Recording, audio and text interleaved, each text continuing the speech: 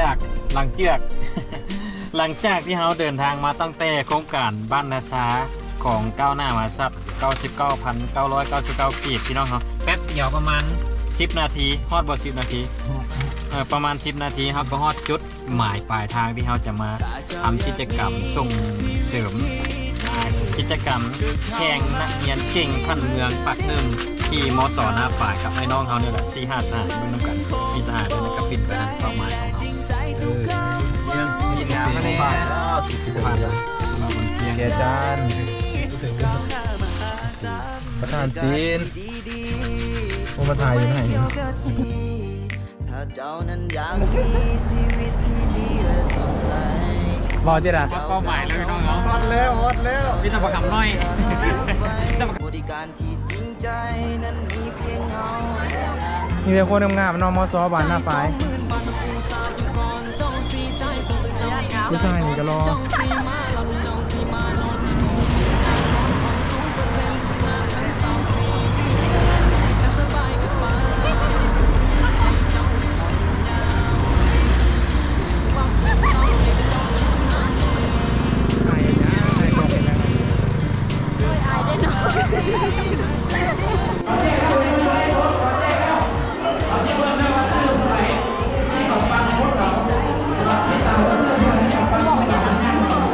ในเมืองมาคนสิตั้งว่าเราเป็นคิวอะไร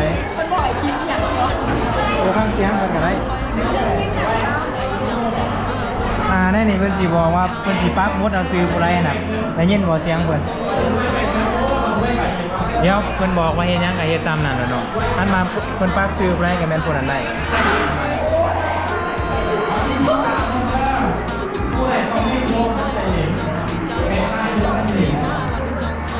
นี่คือขั้นตอนการทำสลายผู้ใดที่ว่าขายได้ทุกกำลังใจรู้หมายได้เปรียบทำได้ทุกวันที่อ่านต้องได้รับการอ่านได้ทุกที่ที่เป็นงานที่จะเป็นแบตเตอรี่เนาะโอเคมีปักโอมาน่าจะเห็นแล้วสอบแบบคนเราเห็นแล้วเว้ยปักมูลมากินกล้องไปทางนั้นมีกล้องทำแบบนี้นะเด้อ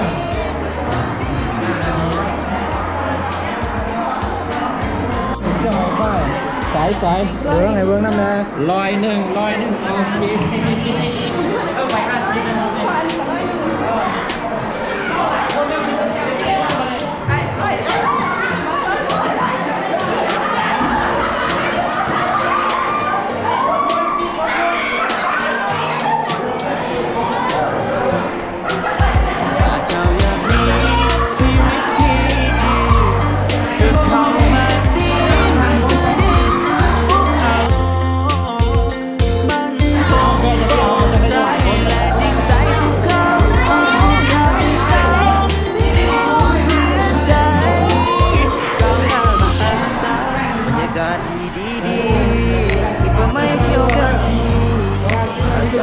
อยากมีชีวิตที่ดีและสดใส